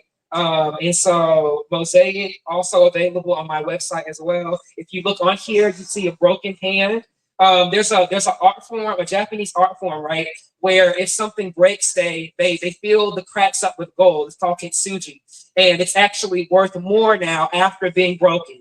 And so that's really creative. And I found meaning and purpose in that, right? Though we're broken, though the breaking is happening, there's healing in that, and we wind up being worth more because of that. So mosaic. Awesome. I'm gonna do one more. So I have the privilege of being a part of this team, right? It's called Detour. One of my teammates got to perform earlier, Amanda. And so we have this book, right? We have this book where the detour leads, right? And we would appreciate if you get it and love the poems in it, because what do we need to do? We have to go to Knoxville. Yes. We have to go to Knoxville. So I'm gonna do a poem from this, and then y'all gonna go get the book. The poem I'm gonna do from this, right, that I wrote is titled Undo. I believe it's a fitting ending for my feature today. It says, if I gave you the opportunity to go back and change, would you undo my will for yours? If you ask me and I'm honest, I don't think that I can promise that I wouldn't make an Eden. Yes, it's good I don't have power, I would be Cain. Might not be able, if I was able to change it all. I would be selfish, so thankful you're selfless. You take every bit of responsibility. The world needs a healer, but that's not my job. We need a savior, but that's not my job. Need a heart fixer, but that's not my job. Need all the answers, so glad that's not my job. I needed to go back, but that's not my job. Needed a second chance, but that's not my job. When we need miracles, that is your job. And you do it well. Yes, you do it well. Poem. Thank you.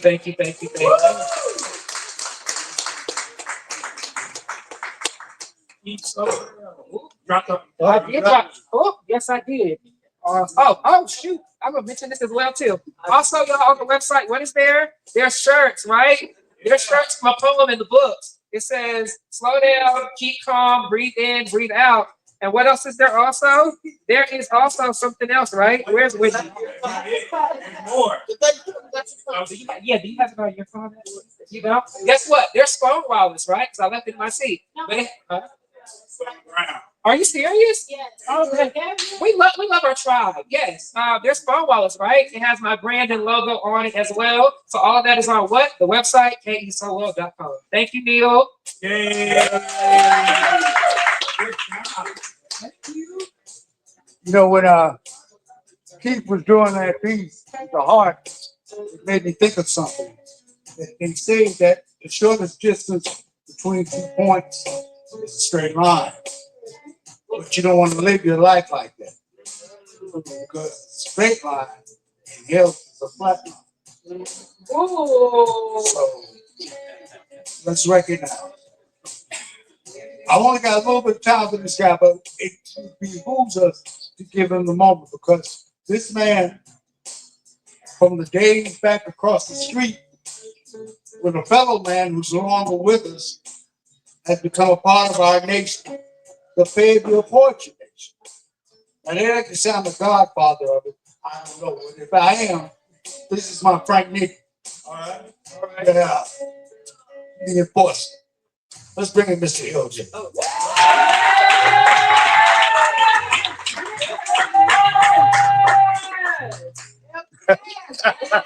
Yes, national champion. Boy.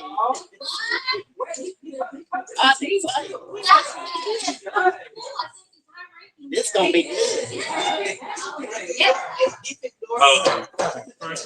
First off, I want to thank all the people in the back that I paid to say all those good things. The check will not clear. How's everybody doing? Everybody good? I told him that. I told him that.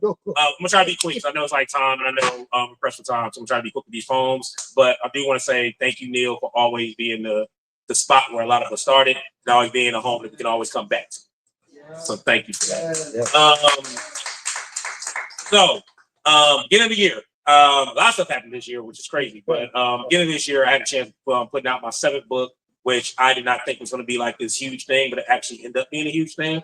So I'm a big art fan, and I'm a big nerd too. But one of the biggest things I love is music, aside from writing poems.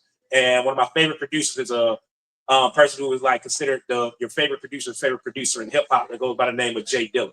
And I had the privilege of writing a book that was a love letter to his music called L.J. Dilla, Poems Inspired by the Music of Jay Dilla, where I took 31 of his songs and made poems out of them.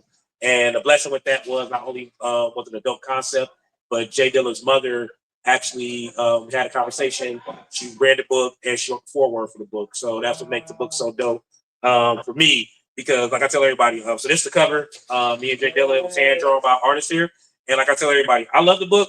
But for any reason you don't like it, and I'm not saying this to be cocky, I'm just being honest. If you don't like it, I don't care, because the only person that really matters to you is the family, because he passed away. And as long as the family believe it just kept up his legacy, that's what matters to me. So I'm going to give you all these 3 quick poems, and I'm going to do like a poem out of the Detour book. Is that okay? That's okay. All right, cool.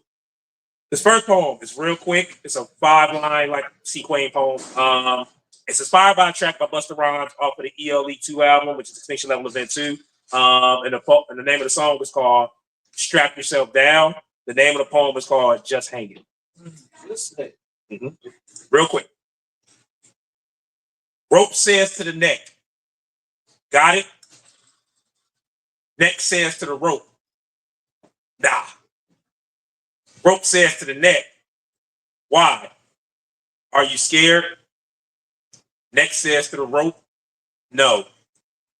I just don't see myself hanging on the idea of death. Thank you.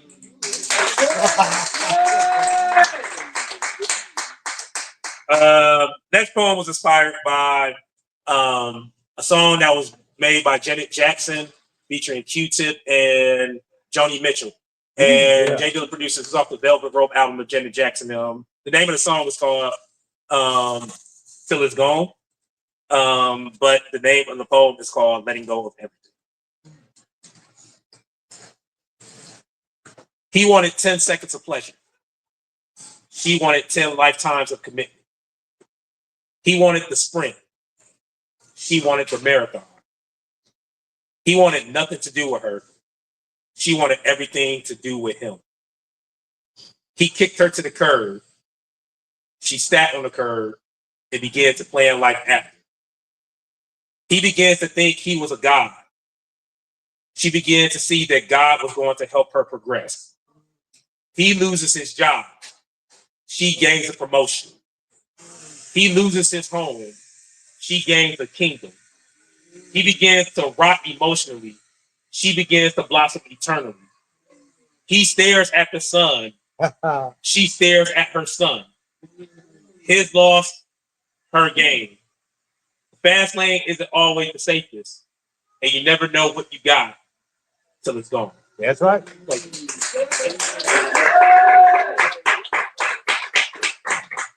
Got two more. I'm being quick with them. I want to get on the time. That's cool. All right, appreciate you, Neil. Love your hat. He'll be rocking, man. He'll be the smoothest brother in favor. I don't care what nobody say. All right. So the next poem is inspired by the next song comes from an album called Jay Loves Japan, where he did this he has a whole he loves Japan a lot, so he made beats based off his trip. The name of the instrumental was called Believe in God. The name of the poem is called Belief is a Heaven of a Drug. My friend Ashine once said, "You never believe in miracles until you stare right into its face. More than I can count. I know of too many times I came close to the edge. Typed up the obituary I wanted someone to read once they found my body lined in chalk, so at least they know I didn't leave without a trace. But they had other plans.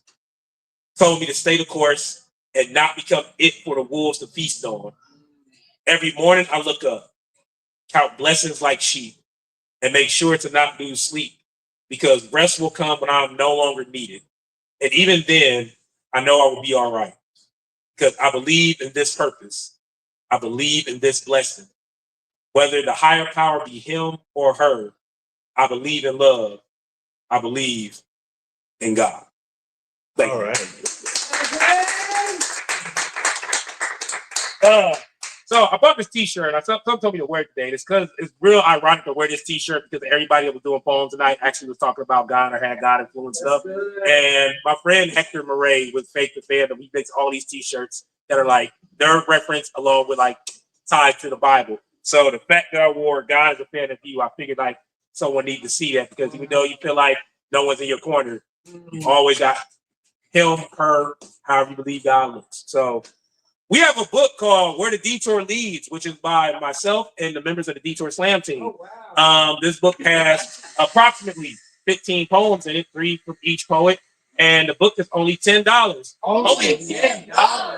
That's practically free, plus $10 because you know the cost of the shipping and everything and all that stuff. Tariffs. All right. So my teammates were very nice, saying that y'all should come buy a book. I'm gonna let y'all know now. Please buy a book. We try to get to Knoxville because gas is not cheap. I got a feeling gas gonna be high come June. So my last poem came from a festival that happened in Wilmington, North Carolina last year. It's called the Three Chambers Festival. It's a festival that's put together based on hip hop and martial arts. So in this festival, they celebrated the 40th year of a movie known as The Last Dragon.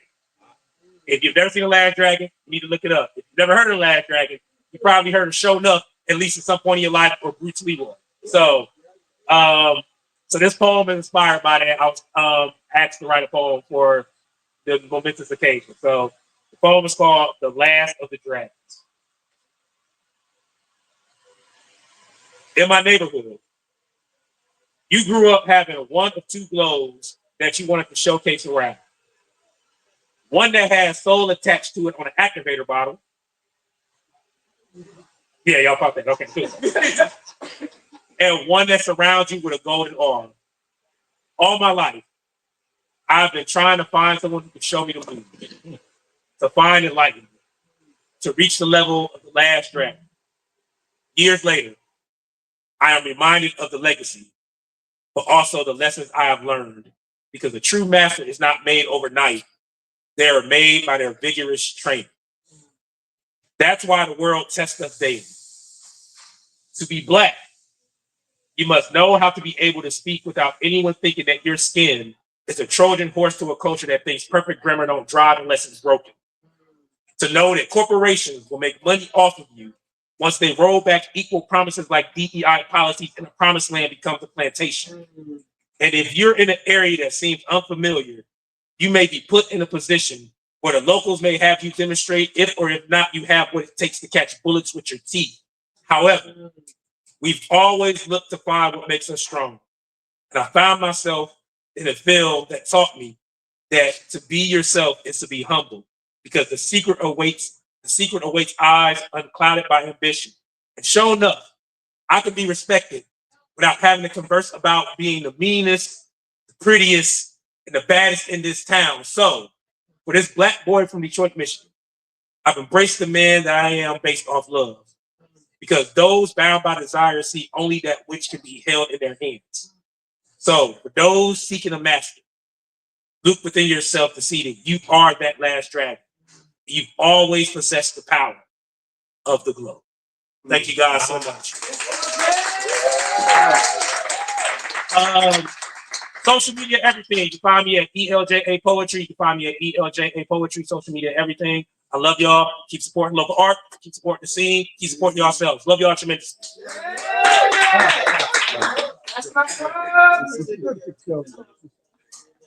Folks. Well, that brings us to the end of the live stream, folks out there. And I want to thank all you guys. Come on out next Monday to the open mic and enjoy yourself. Have a good evening. All that stuff. Want to thank all my artists tonight.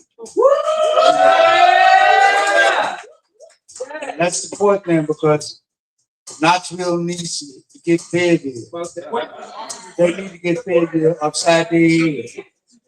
Upside their head. So thank y'all. Be sure to take out the spots. They're gonna be shutting down here. So y'all be good to judge it. We'll see you on the flip side of things. Thank you much.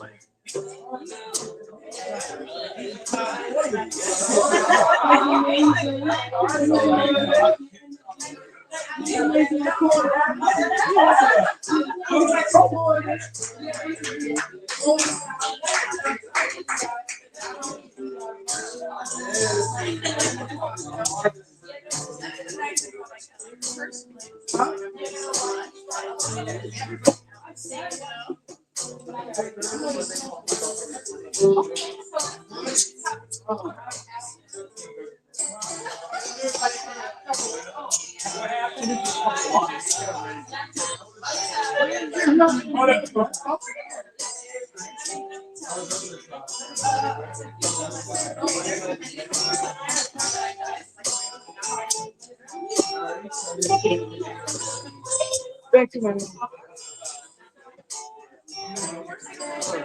Thank you, sir. Yeah.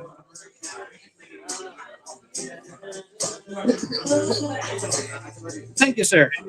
Thank you, sir. Oh, no worries. No worries. Yeah.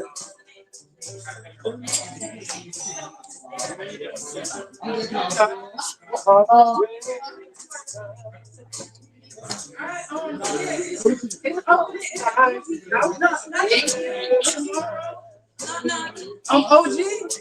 I wanted to introduce myself.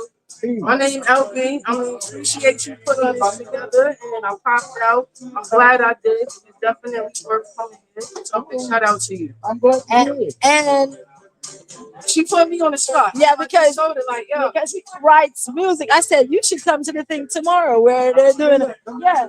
So if you come, you're not forced to perform. You can come and look, and you feel the vibe, and you might want to come I and kind sing. of y'all have me ready to get up there. Like, yo, I feel inspired. I want to share a little piece with y'all. So tomorrow, I promise you, What time? 6. 6? Yeah, it's good vibes. All right. I'm ready to do the spot.